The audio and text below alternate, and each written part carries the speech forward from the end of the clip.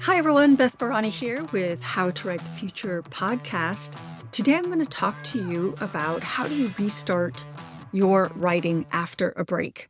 For some of you listening, as I release this, it is summertime, and maybe you've had to step away from your writing, or maybe you're trying to restart after a busy first 6 months of the year, or maybe it's another time of year, and you're like, oh my gosh, I've stepped away from my writing. How do I get restarted? I have to say, I have been in this position many, many, many, many times. I feel like I'm an expert in restarting.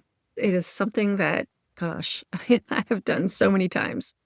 So, first of all, you might encounter some emotional turbulence as you realize you've stepped away from your writing. And now you're like waking up after a dream or a very busy life. And you're like, oh my gosh, I want to make time for my writing.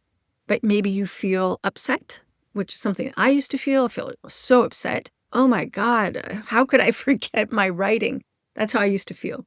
I feel less so now. Now it's more like, oh wow, I'm really cranky. I need to make time for my writing. Yeah. If I don't write, I feel very cranky. And I also feel like I'm not living my purpose.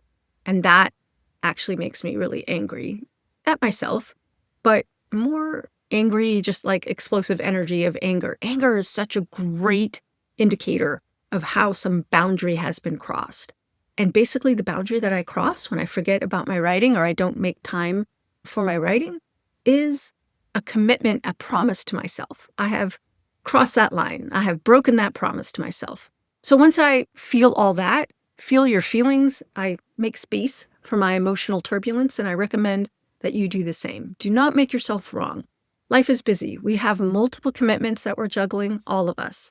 So once you take some time, feel your feelings, make some room for that, and then that could take a few days, that could take an hour, come to neutral, find yourself in a neutral place, and start.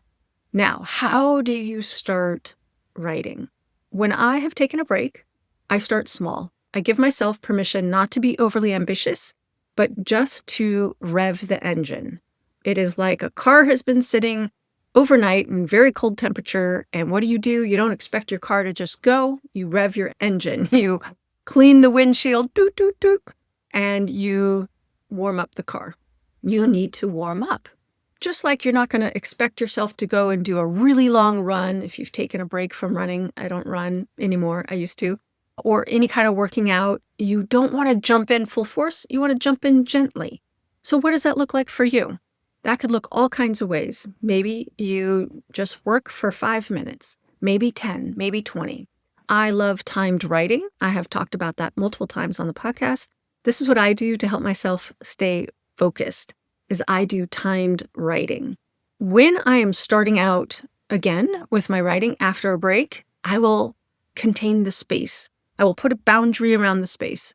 I will set the timer, even for 5 minutes or 10. I ask myself, what feels doable right now? And I set that timer for that. I don't make it overly ambitious. I don't try and, oh my God, today I've got to write 5 pages.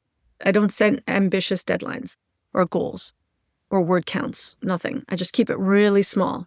And if all I do on the day 1 of coming back after a break is 5 minutes of writing, that's successful. And so that's the mindset shift I want to invite you into.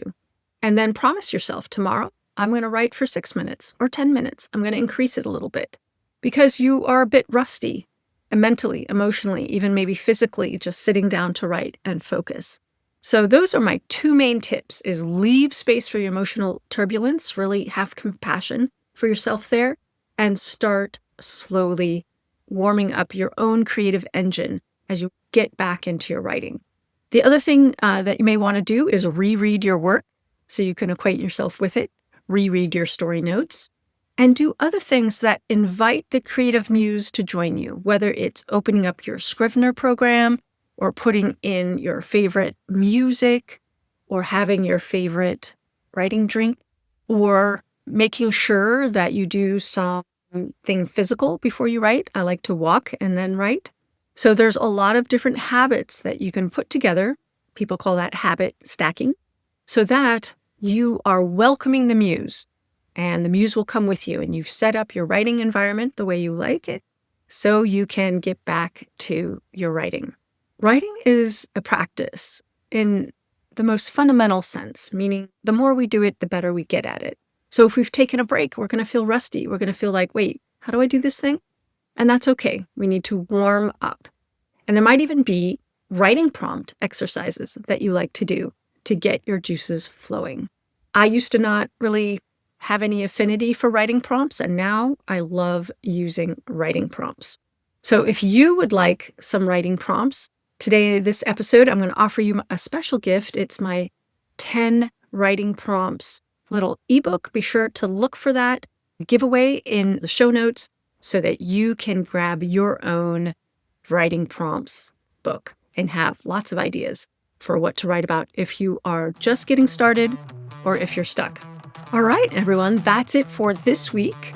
Write long and prosper.